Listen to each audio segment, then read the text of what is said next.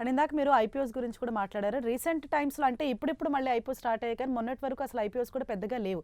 అంటే దాని ఆ ఇంపాక్ట్ కూడా ఈ ఐపీఓస్ మీద ఉంటుంది అని అనుకోవచ్చా సార్? ఎందుకు ఉంటుందంటే హ్మ్.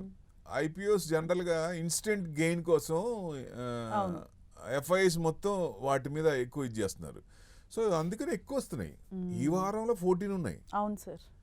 అంటే ఎవ్రీ వీక్ అసలు ఎట్లా అంటే చిన్న వన్ ప్రొవిజన్ షాప్ ఉంది, దానికి కూడా ఐపీఓ వచ్చారు. హ్మ్.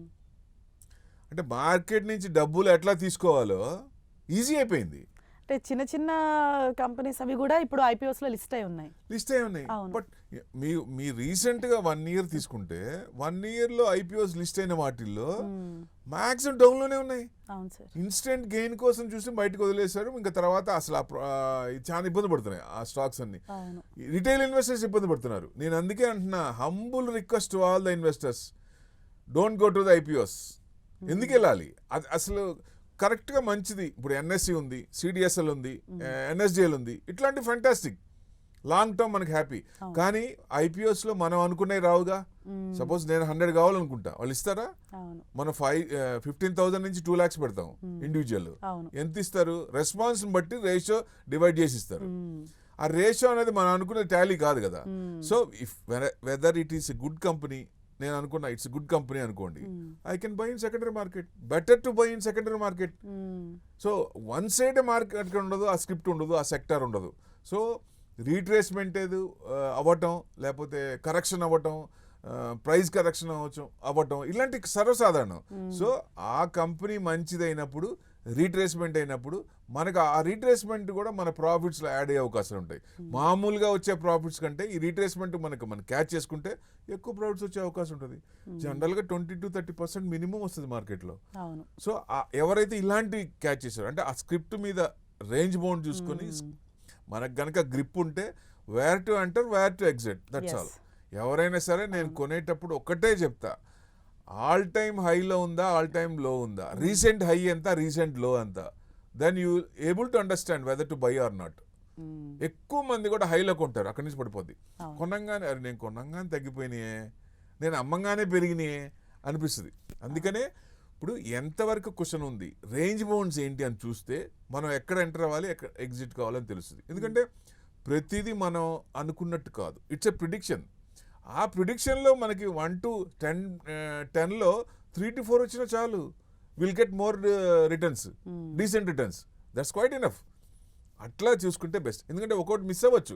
ప్రతిదీ కూడా మార్కెట్ ట్రెండ్ని మనం కరెక్ట్గా పట్టుకోవాలంటే ఎండ్ పాయింట్, స్టార్టింగ్ పాయింట్ ఎవరు చెప్పలేరు. సో ప్రిడిక్షన్స్లో మేబీ 30%, 40%, 10లో 6% వచ్చుకుంటాం మహా వచ్చినట్టు లెక్క. సో ఆ ప్రిడిక్షన్సే అవ్వాలంటే కరెక్ట్గా చూసుకొని దాని ప్రకారం ముందుకెళ్తాం. మనకి బ్యాంక్ అంటే ఎక్కువ ఇంట్రెస్ట్ రావాలి, 20-30% మినిమం వస్తుంది. Where we get that?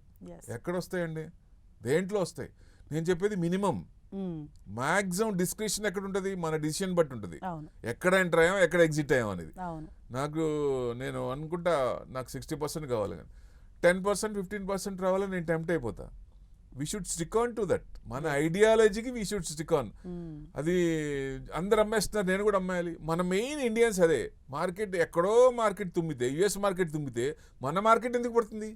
భయం, ఫియర్, మనది కూడా పడిపోతుంది. టకటకటగా అమ్ముతారు. That's only thing. అసలు అమ్మాల్సిన పని లేదు. వాళ్ళ మార్కెట్ నిజంగా పడితే మన మార్కెట్ రీట్రేస్మెంట్, ఆ ఏడిఆర్లో మన స్క్రిప్ట్స్ ఉన్నాయి, ఆ స్క్రిప్ట్స్ పడ్డప్పుడు ఇది తగ్గిందనుకోండి, తమిళియన్స్కి అమావాస్యలో ఇన్వెస్టర్స్కి మార్కెట్ పడినప్పుడు పండగంటా నేను. So grab that.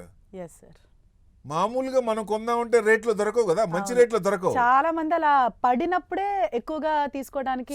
Cash is the king. Cash is the king. Who ever has the cash, he will be the king. ఎందుకంటే కింద యావరేజ్ చేసుకుంటారు.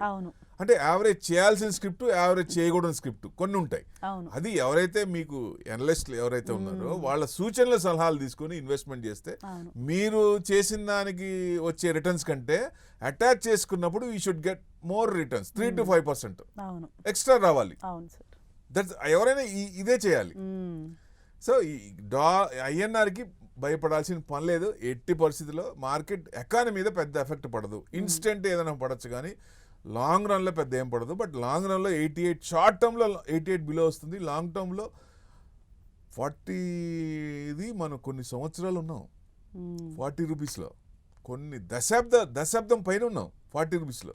తర్వాత చిన్నగా పెరిగింది.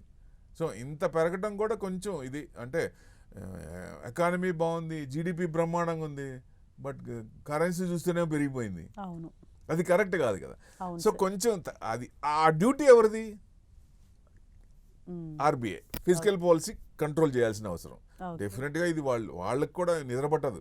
సో ఇంత పెరిగిందంటే గవర్నమెంట్ ఒక డ్యూటీ ఉంటుంది కాబట్టి దాని నుంచి తగ్గించాలనే ఉద్దేశం, ఎలా చేయాలి, ఈ మెజర్స్ ఎలా చేయాలని చూస్తారు కంటిన్యూస్గా. డెఫినెట్గా షార్ట్ టర్మ్లో it will come down to 85, 88. ఆ తర్వాత కూడా చిన్నగా వాళ్ళు చేసే మెజర్స్ని బట్టి ఇంకా తగ్గే ఛాన్స్లే ఉంటుంది. తగ్గించడానికే ప్రయత్నిస్తారు. That's the thing.